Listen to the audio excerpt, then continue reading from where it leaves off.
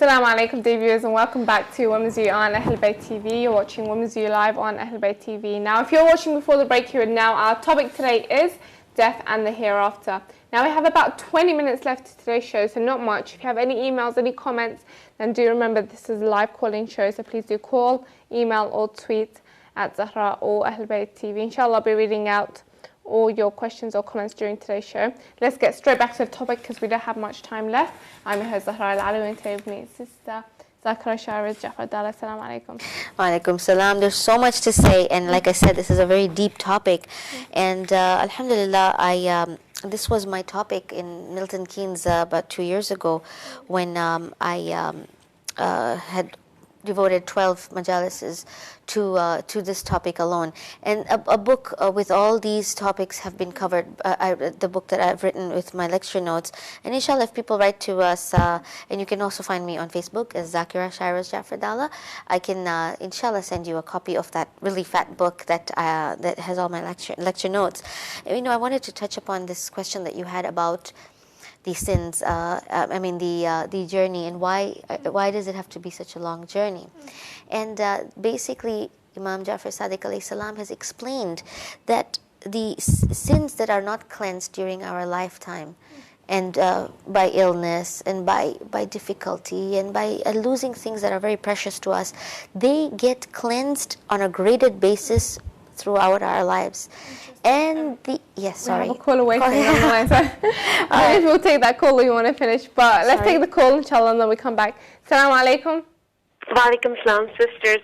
It's me again. I just wanted to ask that, we talk about death to children as well, but how early an age should we talk to children or educate them about death? Because I've got a son who's 6 years old, and I do talk to him about death quite a lot, but I think I might be over-talking. That it's raised a lot of questions in his mind, and now he always says that he wants to die because it's a better place. So is it wrong to how would you balance that in a way of what you should say and what you shouldn't say? That's Thank you so much, sister, for calling back. Thank you very much. It's a very interesting topic. As mothers ourselves, when do we speak to our children about We're surprised that children are aware of death much earlier than we know, because every story has bad guys dying in it, and the death is a reality. And it's really nice to see that this sister has been telling her children about death, because the Holy Prophet ﷺ said, do you know who is the most intelligent? The one who is aware of death and remembers it all the time. And but of course, with children, one has to be careful, because yes, it can get. But in answer to such a child asking, well, I want to die, then it's a better place. The answer is, but your work here is not done. Death is only a good place for those who have created a good place. And when you read this book, Journey to the Unseen World, and you see the stages that this person is going through, and by the way, this book is written as if it's happening to the narrator. But what he has done is taken hadith and taken Quranic ayat and mashallah, very beautifully made it into a story to show as if it's actually happened to him. But in reality, it's actually real things that will happen to us, but haven't happened to him yet. And in that, when he sees the things that are good things that are happening to him, he realizes, oh, the stuff that I did on earth is helping me. When his guide puts a balm on his wounds because he has fallen in Barzakh, he's told that this is an ointment that is for you, because every time something good happened to you or something bad, you were thankful. And thankfulness creates an ointment for us in the hereafter.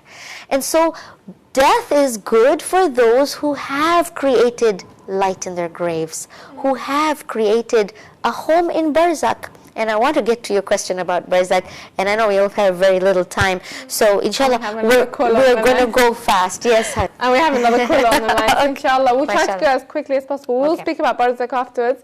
We have another call on the line. Assalamu alaikum. Salam alaikum, sisters. Alaikum salam, sister. Welcome to the show. Thank you for this nice show. I'm not going to take too much of your time. I haven't watched the program from the beginning, but I don't know if someone already asked this question. But my question is, when I have discussions with atheists, they say there is no proof that there is a hereafter. And what would you say, to an atheist that doesn't believe in the hereafter?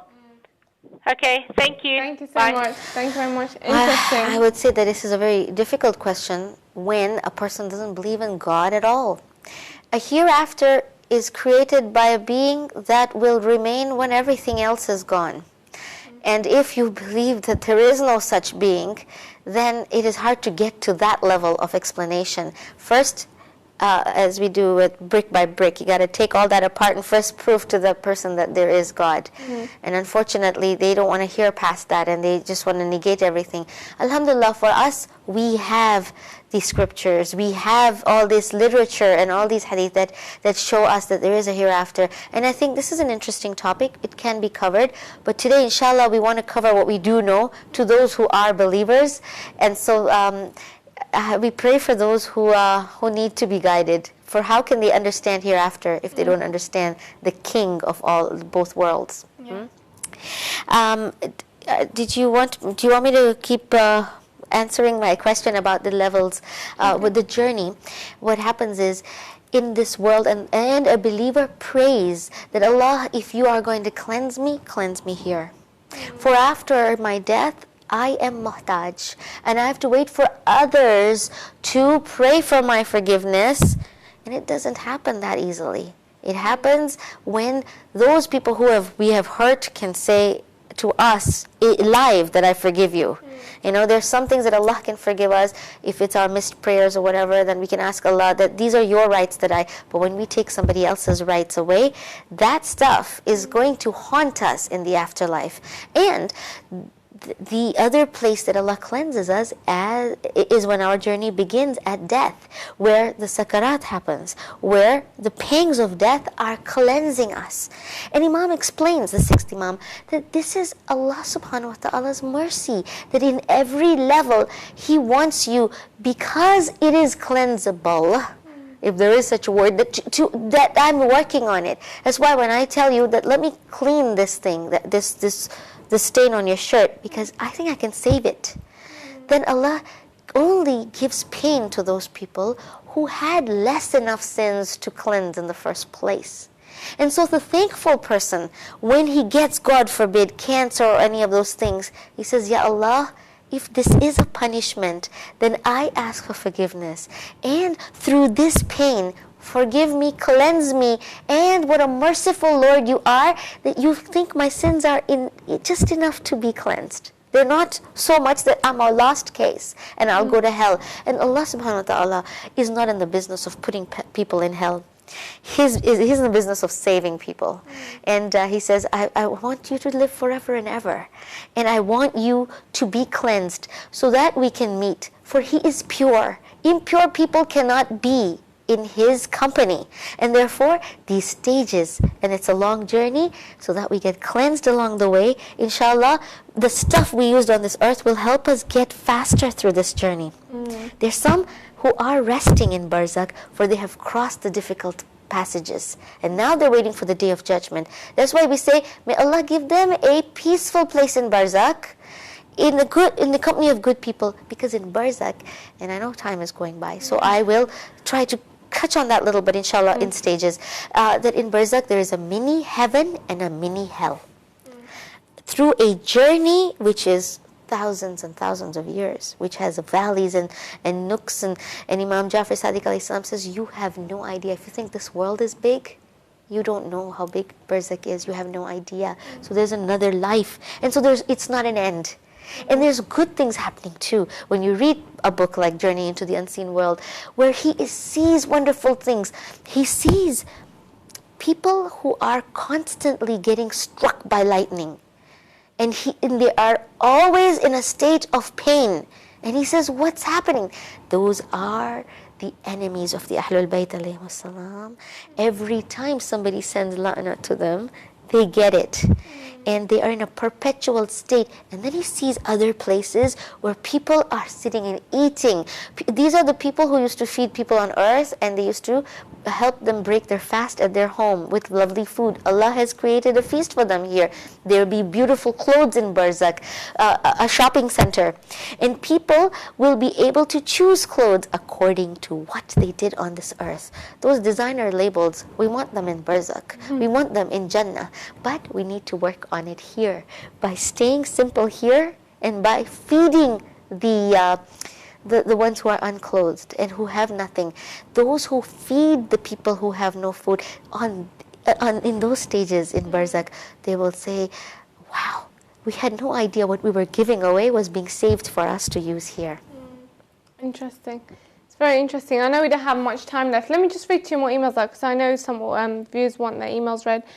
Sister emailed in from Pakistan. I'm not going to read all the topic out because we don't have much time, but he said that in Pakistan, on a daily basis, they hear about deaths. Ziyarin are getting attacked just for believing in Ahlul Bayt. National identity cards are checked and killed, and they're killed because they have a Shia name. This other sister emailed in saying, Assalamu alaikum, sisters Zakira Shyrose and Zahra. Please read out my email. I never used to wear hijab until last year. I went out with, I used to have boyfriends, and I'd done many haram stuff. I feel terrible about what I'd done, and I feel like I am going to be punished in the hereafter. I really do hope you read out my email and answer my question, because this is something which is haunting me inside. I regret my past and really wish I didn't do it, but I have repented and I have turned to Allah. Please do enlighten me and tell me, am I going to be punished? Subhanallah, always wonderful to hear from someone who has turned their life around. And that is why Allah subhanahu wa ta'ala gives us the gift of dua and gives us the option and the way out from hell through astaghfar.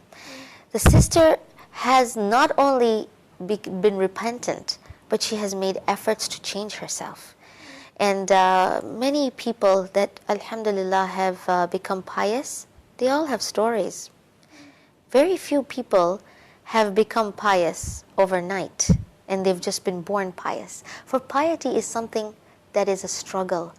And the more one struggles, the more precious and more real that piety becomes.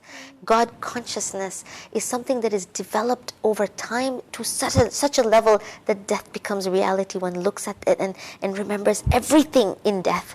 And so this sister has shown us that it's possible to make a turnaround. And inshallah, our dua is with you, and a deep faith and conviction that if we are impressed with a person who can change their life, do you think Allah, who is Sari'ur Ridha, the easily impressed, will not be totally impressed? That this person who had this other life has now come to me. And like a mother who waits for a child, no matter how bad that child has been, and no matter how angry the mother is, when that child comes back, the mother says, these arms were empty waiting for you. And the lost child is always loved more. For the mother knows that this child has struggled to find me again. That is beautiful. I really do wish this the best, and it's so nice to hear that you have turned your life around. We have about 3 minutes left. Let's just speak about Barzakh, because I know this is the caller that called in was asking about that. Well, Barzakh is a place that is full of journeys where we will be cleansed once again. And inshallah, we have lessons so that we can make our way past these points. In Barzakh, there will be food for the poor. There will be food for us poor sinners.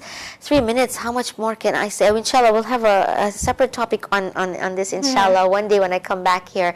And there's this interesting story of Allama An-Naraki who's written about this in Khazain, and he talks about his time in Isfahan, and he talks about how on Eid day, his friends and they visited all these people, and then there was no place to wait for the next home but a cemetery. So they sit and they lean against a grave, and they say and they joke, and they're laughing, and they say, "Hey, you in the grave, how come you're not giving us a nice Eid dinner? You know, everyone else is feeding us." and a voice comes from the grave and says, next Thursday, you will be my guest. Gives me chills just thinking about it. But he says from an ulama who is a scholar and who would not lie. And he says that whole week he and his friends were terrified, thinking we're dying. And they changed their lives around. And they said goodbye, etc., etc. And they came back to the grave saying, okay, here we are, take us. And they said that the grave opened and that they were all taken in, and they saw streams and water and rivers and this most glorious place. It was a heaven. And they said, okay, we've died and we've gone to heaven. And they saw this beautiful youth and they said, who are you? He said, I'm the one whose grave that you sat at and you mocked me. And I had to wait till Allah subhanahu wa ta'ala gave me permission to actually host you. For you made me want to assure you that we also have beautiful things here. And he said, yes, my gravestone says as an old man, but this is what I have. This is the body that Allah has given me in Barzakh. My deeds have allowed me to be beautiful, have allowed me to host people and to have this wonderful meal. And I am a youth who is enjoying paradise. Wow. So subhanallah. We'll have to stop you there, but that's all we have time for today. Thank you so much for coming on today. It's been a pleasure having you on. You have to come back again, inshallah, where we do future topics. Thank you very much. Thank you. For the audience watching at home, I hope you enjoyed our topic, or I hope it's been insightful about death, the journey after we depart this world. And it's really a reminder for us, the living, that now we are living, but we too shall go on the journey of death and depart this world. So it's really upon us to work upon this life. Many people concentrate on succeeding in this world, but we should be concentrating on succeeding in the hereafter, because that's the ultimate destination. That's all we have time for today. Thank you so much for joining in. Thank you to the callers that called in and those who have emailed in. I do apologize for not reading all your emails out, as we have run out of time.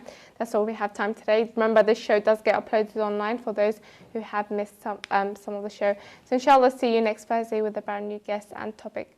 Assalamu alaikum wa rahmatullahi wa barakatuh.